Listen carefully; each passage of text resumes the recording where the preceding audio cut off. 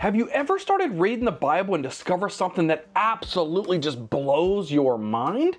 This happened to me recently as I was going through the book of Genesis. Now, doesn't matter how many times you read it, a lot of times you find some separate things, and I found a secret message within the book of Genesis, specifically Genesis chapter 5, verses 1 through 29. Now, this is the part where you can kind of say, oh, blah, blah, blah. They're going through a lot of like genealogy and, this person fathered this person lived so much longer. And it's easy when you're going through the book of Genesis to look at this and go, okay, let's just kind of skip through all this. This is just names and how long they lived and who was the father to who.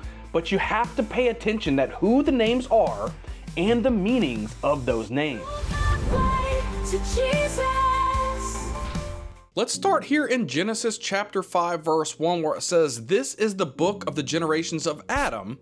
When God created man, he made him in the likeness of God.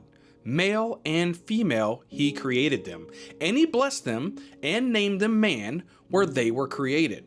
When Adam had lived 130 years, he fathered a son in his own likeness, after his image, and named him Seth. The days of Adam after he fathered Seth were 800 years, and he had other sons and daughters. Thus all the days that Adam lived were 930 years, and he died. When Seth had lived 105 years, he fathered Enosh." Now, the first three names that we see are Adam, Seth, and Enosh. If we look at the meanings of these names, we see Adam means man, Seth means placed or appointed, and Enosh means mortal. Let's continue on with verse 7. Now, Seth lived after he fathered Enosh 807 years and had other sons and daughters.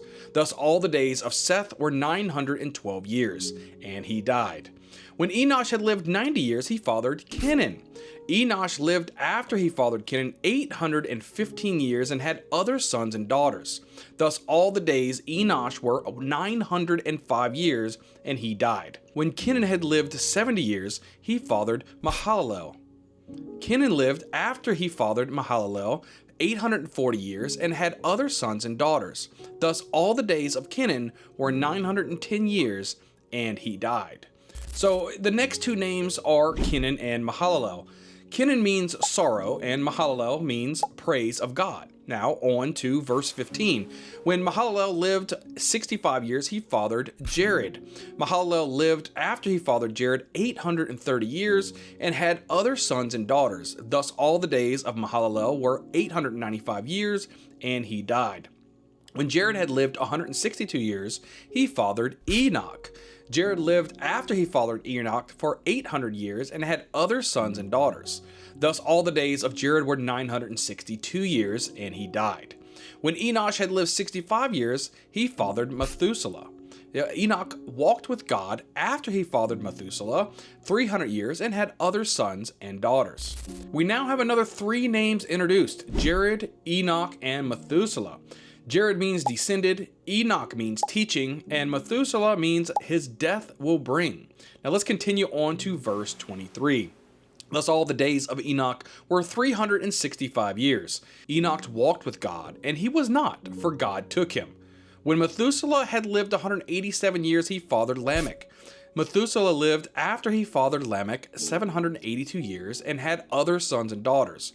Thus all the days of Methuselah were 969 years, and he died. When Lamech had lived 182 years, he fathered a son, and called his name Noah, saying, "Out of the ground that the Lord had cursed, this one shall bring us relief from our work and from the painful toil of our hands." The last two names we're going to talk about is Lamech and Noah. Lamech means powerful, and Noah means rest or comfort. Now, if we take these names and place them on paper, we can now reveal the meaning of these names, and now you can start to see a story appear. Now, if we put the meaning of these names into a story, it reads, "A man who was placed and appointed by God, who became a mortal, even through sorrow, he knew he had to praise God. He knew he had to be descended and become a teacher. He also knew his death would bring power, rest, and comfort to us all." Doesn't this make your mind just absolutely explode? I mean, sometimes you're starting to read the Bible and you read through it the first time or even the second time, And you may not catch up on different information, or you may not see different things that the word was actually telling you. This information was in front of you the whole time, and you didn't even realize it. Do you think this finding was a mere coincidence, or do you believe God strategically had this in place as a sense of foreshadowing? Leave a comment down below and let me know what you think of this secret message within the book of Genesis. Also, join me by clicking that subscribe button, as we are all on a righteous quest to find our pathway to Jesus.